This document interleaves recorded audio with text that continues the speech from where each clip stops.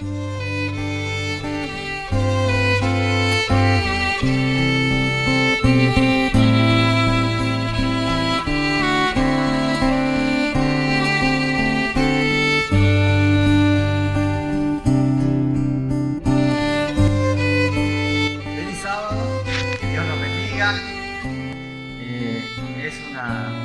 una alegría poder compartir con todos ustedes la palabra de Dios. Y bueno, hoy día, habiendo pedido que el Señor nos acompañe, vamos a comenzar con la lectura de la Biblia, ¿no? Le hemos pedido al Señor que su palabra sea la protagonista, así que vamos a dejar que el Señor nos guíe en la lectura. Hemos vivido en este tiempo, tiempos bastante difíciles. Alguna vez, quizás hace algunos años, habíamos visto en un pequeño estudio que hicimos con las hermanas, que muchas de estas cosas que están pasando ahora iban a ocurrir, ¿sí? No sé si alguno de los hermanos recuerda que habíamos visto de gente que planifica generalmente lo que va sucediendo en el mundo, ¿sí? Muchos que ya opinaban acerca de cosas como las que están ocurriendo en el caso de la pandemia, gente que tenía la intención y que había hecho declaraciones con respecto a que para que se imponga un nuevo orden en este mundo se requerían de ciertas crisis y también pensaban en situaciones similares a enfermedades, ¿no?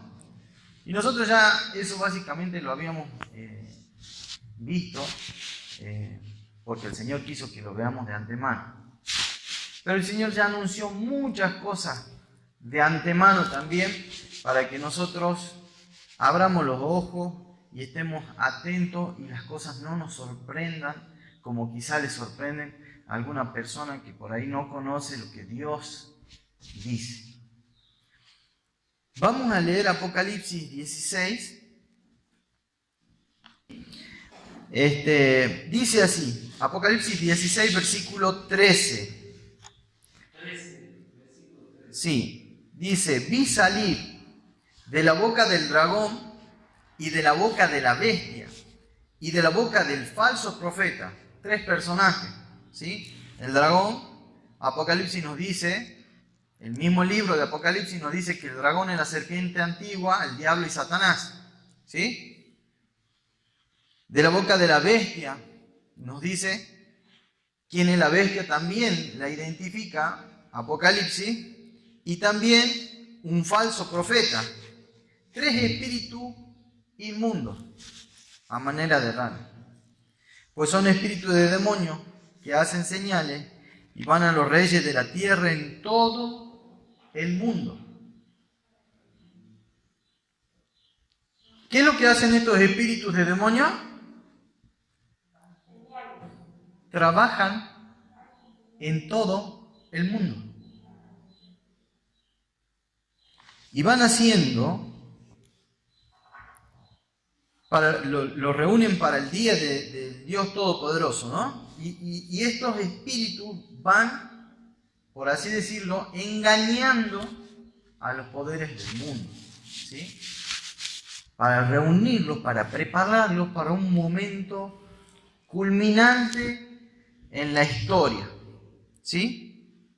Son espíritus de demonios, dice. Con respecto a esto, el Señor Jesús en Mateo 24 dijo, se levantarán falsos cristos y falsos profetas. Y en Apocalipsis nos dice, el falso profeta, ¿sí? Y harán grandes señales y prodigios de tal manera que engañarán, si fuese posible, aún a los escogidos. Así que el Señor nos va advirtiendo que para este tiempo, para el tiempo del fin, habría poderes que se encargarían de engañar, ¿sí? En 1 de Timoteo 4:1 Dice la Biblia así. Pero el Espíritu dice claramente, lo dice claramente, en los postreros tiempos algunos apostatarán de la fe, escuchando a espíritus engañadores y a doctrinas de demonios. De los mismos demonios que en Apocalipsis nos dice que saldrían a engañar. Así que acá tenemos poderes satánicos dedicados al engaño, específicamente engañando al mundo entero. Con prodigios, con señales, con filosofías convincentes, van engañando a todos los reinos de la tierra. Este es un movimiento mundial. No es propio de un solo país. Por eso las cosas que vamos viendo, hermanos, se tratan de acontecimientos mundiales. Los movimientos que vemos no son movimientos propios de un solo país, sino son movimientos que involucran a todo el mundo, a todas las religiones, a todos los procesos, a todos los niveles educativos, a todo lo que existe en el mundo.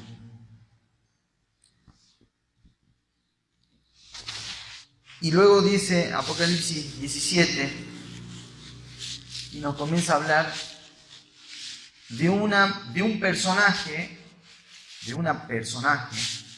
interesante, ¿no? Apocalipsis 17:5 se refiere a una persona, a una mujer ramera. Particularmente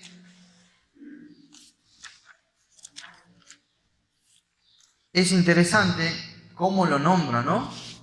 Y en su frente dice un nombre escrito, un misterio.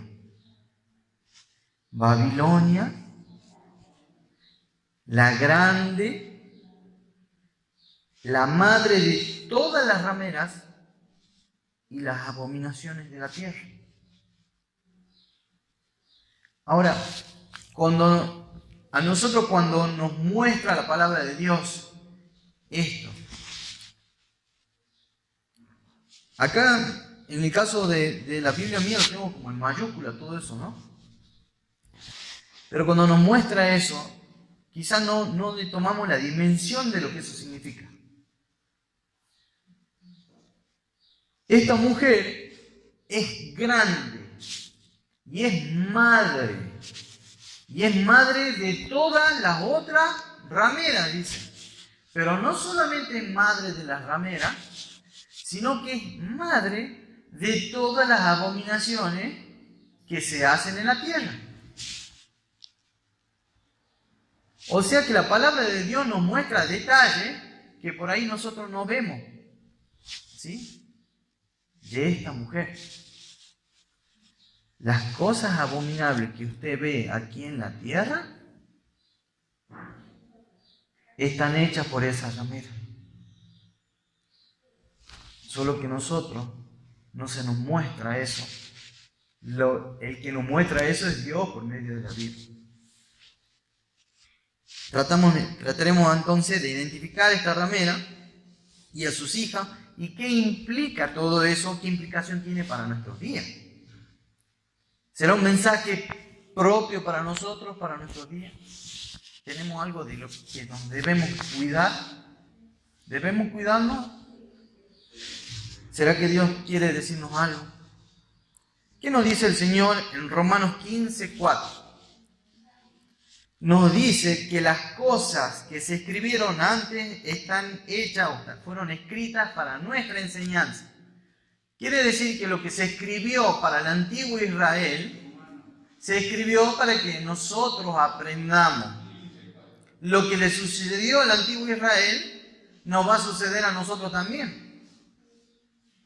Están escritas y Dios las dejó escritas para nuestra propia enseñanza. Así que, ¿qué representa una ramera o qué representaba una ramera en el antiguo Israel? ¿Qué decía Dios? Parece ser que Dios compara a una porción mayoritaria de su pueblo con una ramera, porque no eran fieles a Dios, o porque no obedecían a Dios, o porque iban en contra de lo que Dios había establecido, porque se dejaban llevar por la influencia de otros países.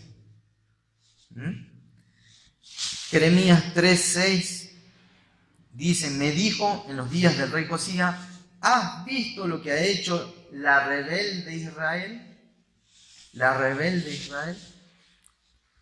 Ella se va sobre todo monte alto y debajo de todo árbol frondoso, y allí fornica. Israel, comparada con una mujer fornicaria, con una mujer que era desleal a su esposo. En Oseas 4:12 también dice: mi pueblo a su ídolo de madera pregunta, y al leño le responde, porque espíritu de fornicadores lo hizo errar, y dejaron a su Dios para fornicar. El hecho de que Israel no sea leal a lo que Dios había establecido, a sus mandamientos, hacía de Israel un pueblo que se comparaba con una ramera. Existía una fornicación espiritual, era una ramera espiritual. También dice Santiago 4:4: oh almas adúlteras, ¿no sabéis que la amistad del mundo es enemistad contra Dios? Almas adúlteras, el mismo concepto. Cualquiera pues que quiera ser amigo del mundo se constituye enemigo de Dios. Así que tratando de armonizar también las cosas de este mundo y tratando de armonizarlas con las cosas de Dios, lo que estamos haciendo es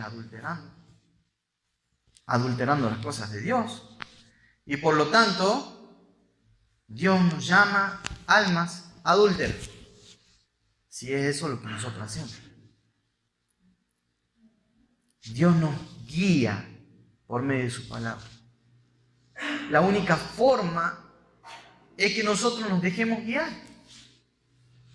Pero si nosotros queremos tener amistad, por así decirlo, queremos filtrear, como quien dice, o coquetear por ahí con el mundo, entonces nos vamos convirtiendo en adúlteros espirituales.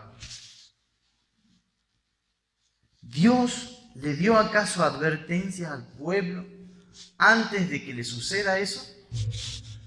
¿Le dio advertencia a Dios con respecto al adulterio espiritual? En Éxodo, cuando estaban con Moisés allá en el monte Sinaí, ¿se acuerdan? En Éxodo 34:15 le dice: por tanto, no harás alianzas con los moradores de aquella tierra, porque fornicarán en pos de sus dioses y harán sacrificio a sus dioses, y te invitarán y comerás de sus sacrificios. El Dios ya le advierte y le dice: si ustedes comienzan a tener alianzas y a hacer contratos y decir, bueno, vamos a hacer esto, pero vos no hagas aquello, o vos no hagas esto y nosotros no vamos a hacer aquello, ya comenzamos a tener esos roces, Dios ya le advierte y le dice: se van a apartar de mí, van a terminar adulterando. Éxodo 34:16 también: o tomando una de sus hijas para tus hijos, y fornicando sus hijas en pos de sus dioses, harán fornicar también a tus hijos en pos de los dioses de él.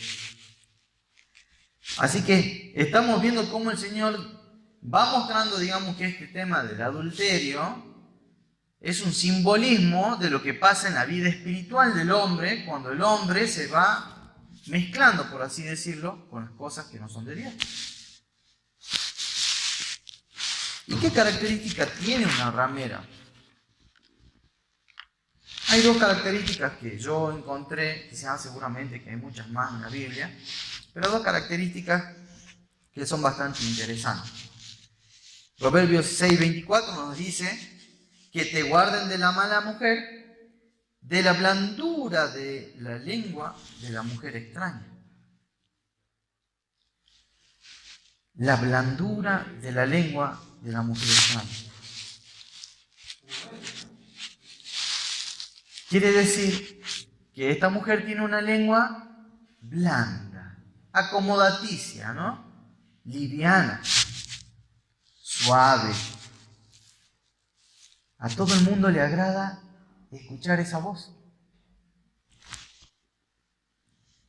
Proverbios 5, 3 y 4 dice así: porque los labios de la mujer extraña destilan miel, y su paladar es más blando que el aceite, pero su fin es amargo como el ajenjo. Dios nos advierte: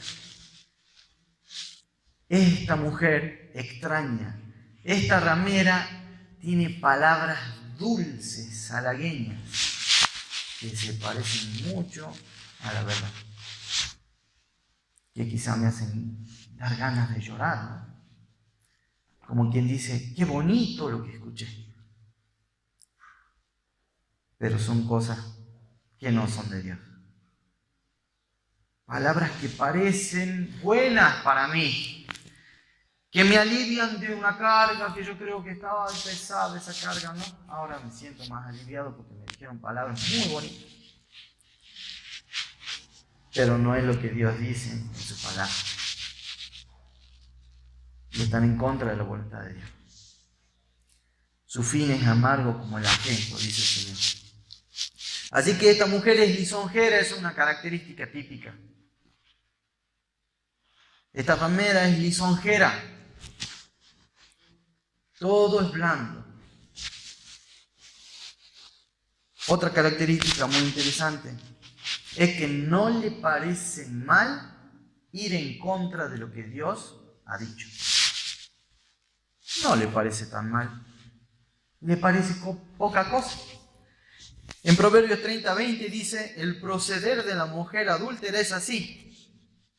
Come y limpia su boca y dice: no he hecho nada malo. No he hecho maldad. Y esto es típico. Es una característica típica de la mujer extraña y ramera. No le parece mal el proceder. No he hecho tanta maldad, no he hecho maldad. Jeremías 3:9 dice: y sucedió que por juzgar ella cosa liviana su fornicación, la tierra fue contaminada y adulteró con la piedra y con el leño. Es decir, la tierra, los habitantes de la tierra, como no le parecía tan malo lo que hacía, a esta porción del pueblo no le parecía algo, pero ¿qué tiene, no? Esa famosa frase, ¿qué tiene de mal? Realmente no le ven lo malo a lo que realmente es malo para Dios. Porque no prestan atención a lo que su palabra dice.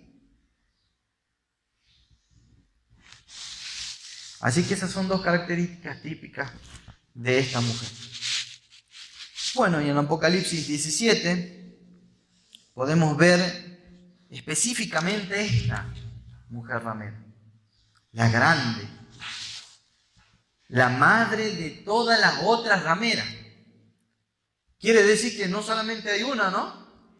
Sino que hay una grande y hay muchas chiquitas, muchas hijitas, muchas hijas rameras.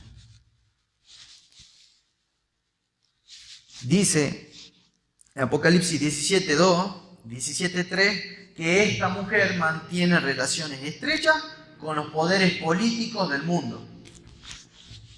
Esa es una característica de esta gran mujer, de esta gran ramera. tiene una relación estrecha con los poderes políticos. También dice que embriaga con su enseñanza adúltera ¿a quiénes? El versículo 2 y el versículo 4. A todos los moradores de la tierra. Las enseñanzas de esta gran mujer son las que tienen engañado a todo el mundo. El famoso humanismo, parte de la psicología, parte de todos los procesos que ustedes están viendo de cambios sociales. Y todas empujan filosóficamente hacia un lado. Y hacia ese lado va todo el mundo engañado. Esa es una de las características, sus enseñanzas. Y con esas enseñanzas va a darle de beber a todos los moradores de la tierra. Apocalipsis 17:5 nos dice también que ella es la madre de la ramera y madre de las abominaciones que se hacen en la tierra.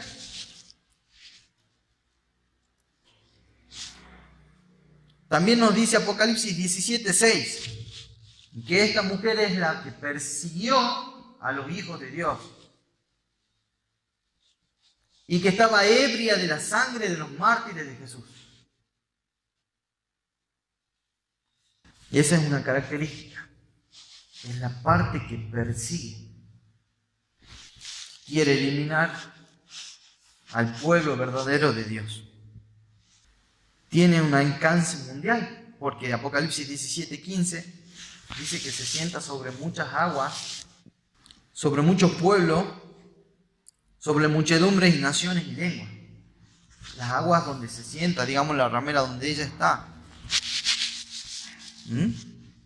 Así que ella tiene un alcance mundial. También nos dice que reina sobre los reyes de la tierra en Apocalipsis 17:18. Está por encima de los reinos de la tierra. Así que lo que sucede, básicamente, los reinos están supeditados a lo que diga esta mujer ramera. El comercio, hermano. Apocalipsis 18:3 y Apocalipsis 18:15 al 18 nos dice que ella es la que comercia. ¿Sí? Y hay un dato interesante, porque entre las muchas cosas que comercia, también dice que comercia almas de hombres. Así que los intereses económicos que tiene, y por esos intereses políticos y económicos, comercia el valor de los hombres. Y eso lo describe la Biblia, hermano. Estamos viviendo en un momento donde podemos estar viendo prácticamente cumplida todo esto que está diciendo el Señor. Por supuesto que no se va a identificar y va a decir yo soy la ramera, ¿verdad? Y hago todo esto. Así que nosotros tenemos la palabra más segura, que es la palabra de Dios que nos guía. Dios llama a su pueblo también a que no se contamine con ella en Apocalipsis 18:4. Le dice al pueblo, salid de ella. Salid de ella. ¿Por qué? Porque parte del pueblo de Dios está dentro de esta gran ciudad, de esta gran Babilonia, de esta gran ramera. Y algunos sin saberlo están ahí. O algunos sin saberlo quizás está repitiendo lo que escuchó. También nos dice en Apocalipsis 18, 20 y 21 que será destruida de una manera estrepitosa. ¿Sí?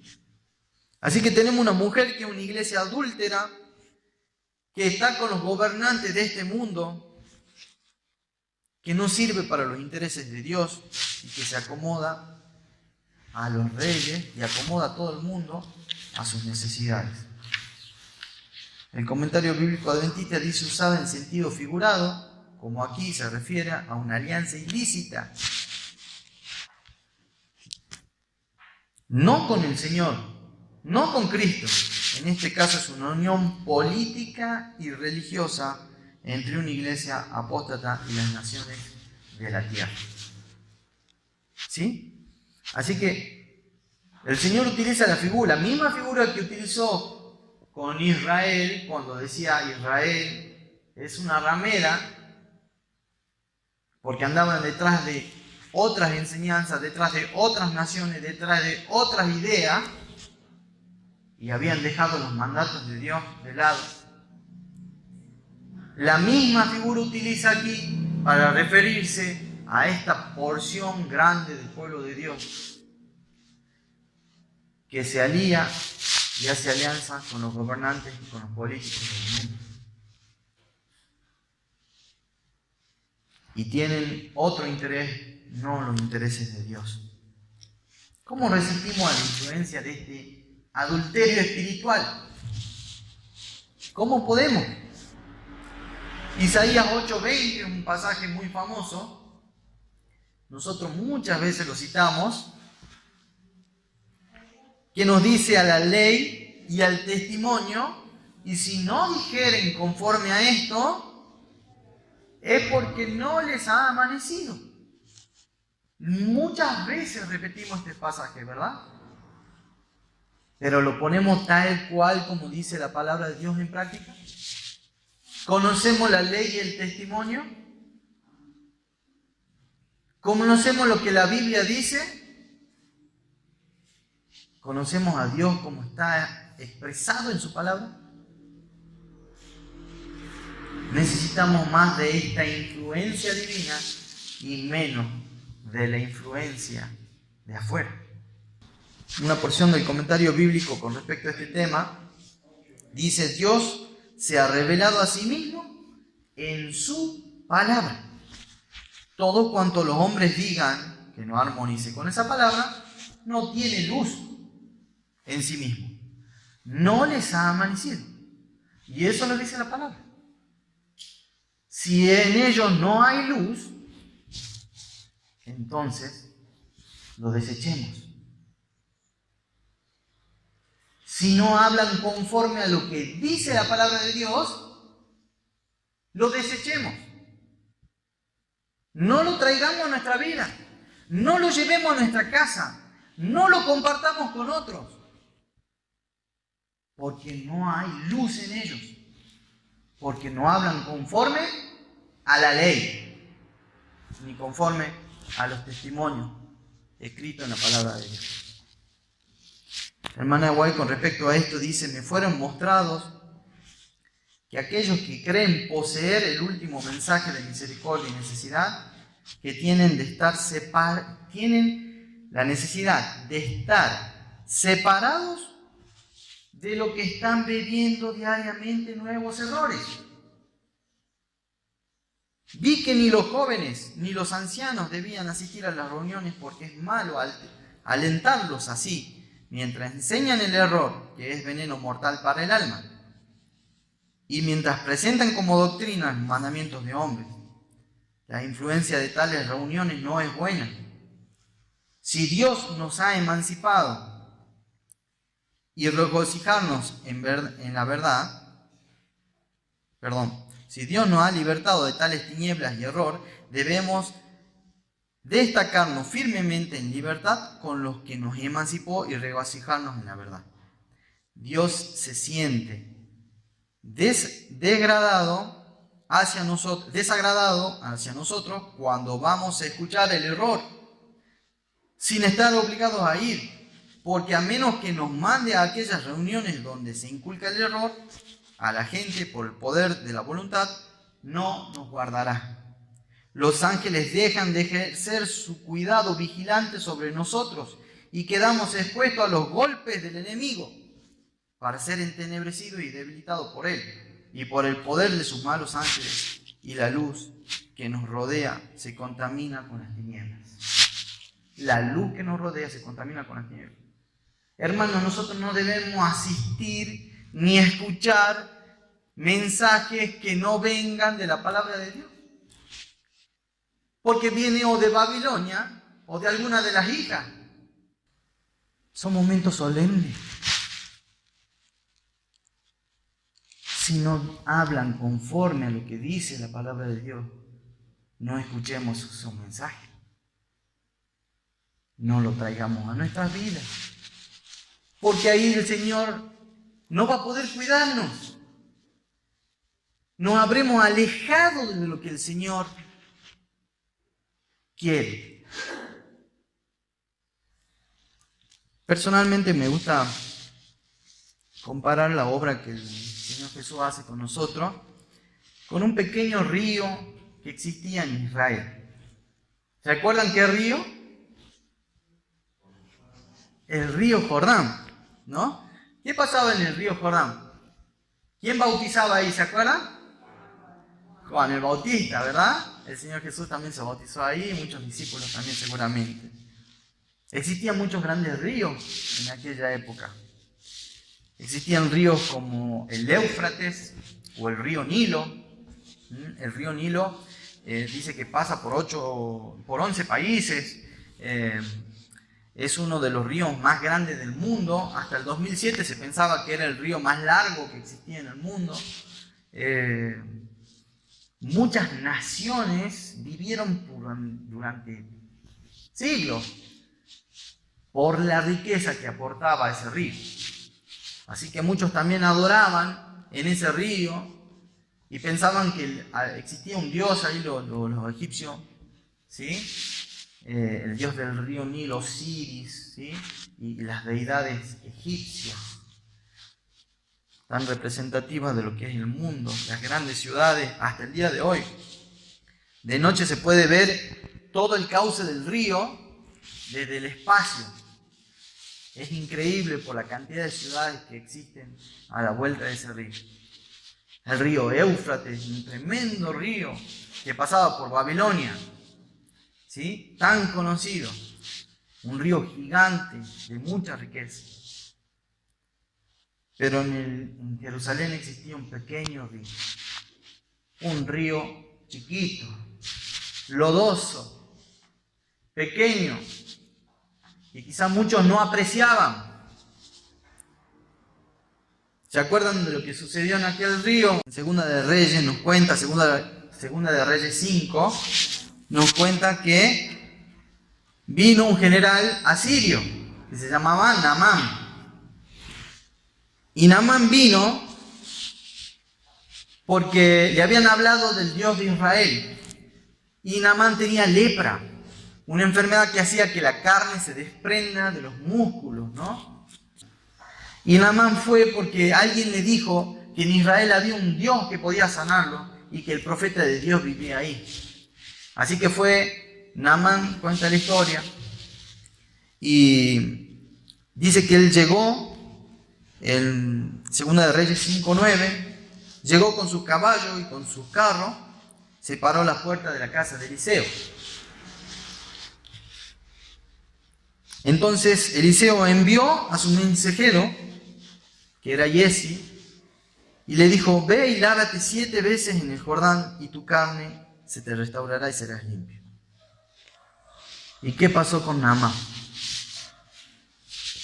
Versículo 11. Se enojó Naamán. Se enojó. Nosotros a veces tenemos la esperanza puesta en lo que tenemos preconcebido, y él pensaba, dice aquí, que él va a salir el profeta y se pondrá en pie delante de mí, dice, invocará el nombre de Jehová su Dios y alzará su mano y tocará el lugar y sanará la lepra. Así que con esa idea preconcebida había ido él, pero Dios le enseña muchas lecciones, y a nosotros también. No somos seguidores de hombres. No esperemos que venga el profeta. Vamos a hacer lo que Dios dice, aunque no nos guste. Naamán esperaba al profeta, y el profeta no es más que un instrumento. No seguimos lo que la palabra de un solo hombre dice, seguimos lo que Dios ha dicho en su palabra. Así que Naamán se enoja, porque además dice, Abana y Farfar, ríos de Damasco, ¿no son mejores que todas las aguas de Israel? Y si me lavo en ellos, ¿no seré también limpio? Y se volvió y se fue muy enojado. El profeta no me recibe. Y encima me dice que me lave en ese río chiquitito, feo.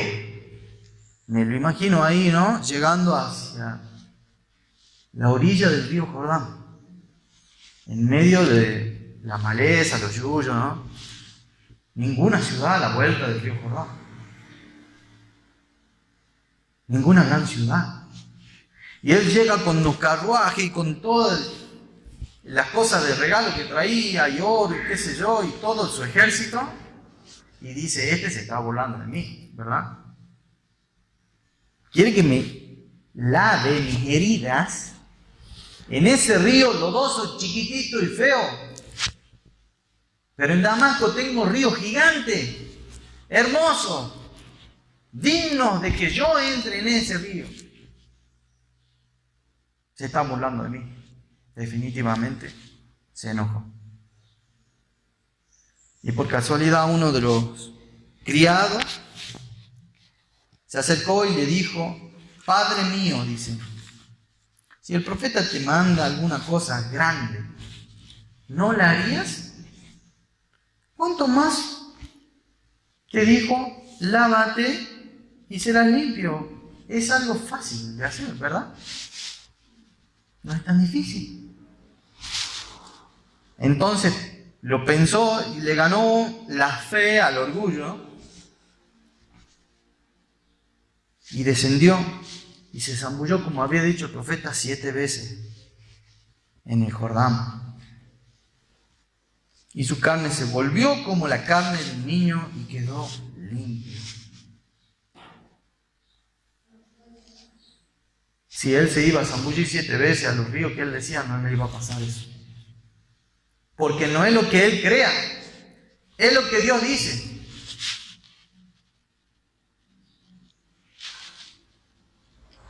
Naamán propuso en su corazón luego adorar al Dios verdadero. La Biblia nos cuenta que Naamán dejó de adorar a los dioses falsos. Comenzó a conocer a Dios.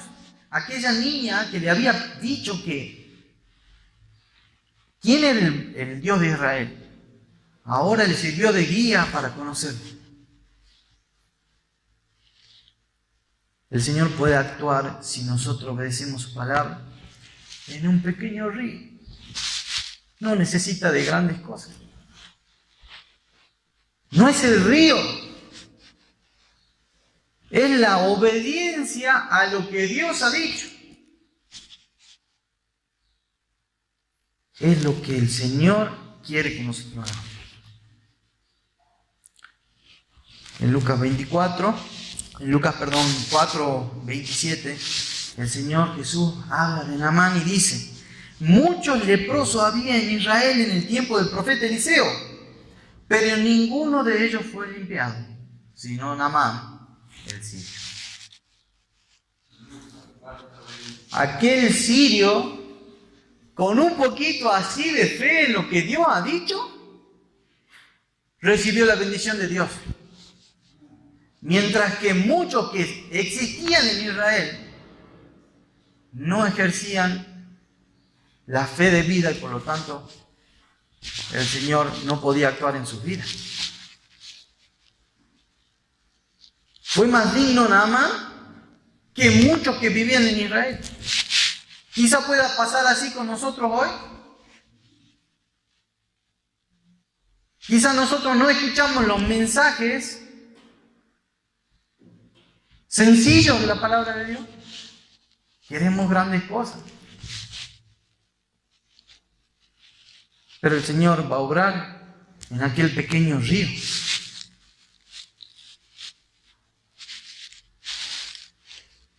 Hablando en relación, dijo el Señor, Un poco más adelante, Jerusalén, Jerusalén, que mata a los profetas y apedrea a los que son enviados. ¿Cuántas veces te quise juntar a tus hijos como la gallina junto a sus polluelos debajo de sus alas y no hiciste? ¿Por qué el Señor tuvo que nombrar eso? Porque no aceptaban a aquel que le traía la amonestación, a aquel que le venía y le mostraba el camino hacia el Señor. También dijo el Señor: de cierto os digo, en Lucas 4:24, que ningún profeta es acepto en su propia tierra. Así que corremos el riesgo de, en vez de escuchar las amonestaciones que el Señor da por medio de su palabra, aquí, con la verdad escrita en la Biblia, ir a buscar luz o oscuridad en Babilonia. Y ese es el temor de Dios, de que sus hijos se pierdan por buscar una sabiduría extraña, que sus hijos no vayan a aquel pequeño río, que sus hijos quieran ir a los grandes ríos de este mundo, a las grandes doctrinas y enseñanzas falsas de este mundo, donde el Señor ha dicho: no hay luz porque no creen en mi ley ni hablan de mi testimonio. Jeremías 2:18 dice: ahora pues, ¿qué tienes tú en el camino de Egipto para que bebas agua del Nilo? Hablando de que ellos estaban tratando de hacer alianza con los egipcios. Cuando el Señor le había dicho que no hagan ninguna alianza con ningún pueblo. ¿Qué tienes tú en el camino de Egipto para que bebas agua del Nilo? ¿Qué tienes tú en el camino de Asiria para que bebas agua del Éufrates? Dos ríos consagrados a los demonios, grandes, espléndidos, llenos de vida en apariencia, pero que no representan al Señor. El Señor quiere que tengas una comunión directa con Él, que tengas un encuentro único con Él, en un pequeño río, ahí en la soledad, como Naamán parado frente a aquel río. Solamente vos y Jesús. Que el Señor haga una obra personal en vos. Que puedas leer la palabra pura de Dios. Que solamente el Señor te guíe. Que no haya otro intermediario, ni predicador famoso, ni grande a los ojos de este mundo que te guíe. Que aquel río sencillo, lodoso, quizá desechado, que representa a Jesús, y que ahí puedas ir y lavar tus pecados, como Naamán lavó su lepra. Que puedas encontrarte con Él de una manera sencilla. El Señor te va a traer conocimiento, te va a traer luz, te va a curar. Pero tenés que tener un encuentro con Él. ¿Cuántas veces no dejamos nosotros las meditaciones sencillas de la palabra de Dios? Y no nos dormimos con la Biblia en la mano, pero escuchando a algún predicador famoso que no predica la verdad. Podemos estar 2 horas sin dormir.